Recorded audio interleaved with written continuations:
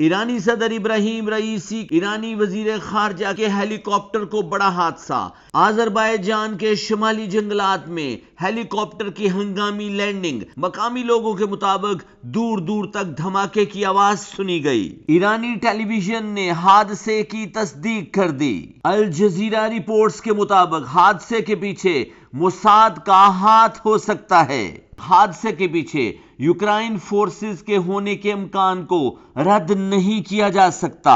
Helicopter हादसे के पीछे ईरान न्यूक्लियर प्रोग्राम सबोताज करने की साजिश भी हो सकती है। अल जजीरा एक्सपर्ट्स रिपोर्ट्स के मुताबिक हादसे के पीछे ईरान की इंटरनल पॉलिटिक्स भी हो सकती है और ईरान का फलस्तीन को मदद करना हादसे की वजह हो सकता है। हेलीकॉप्टर हादसे की खबर आने वाले दिनों में फाइनेंशियल मार्केट पर असरात मुरतब कर सकती है।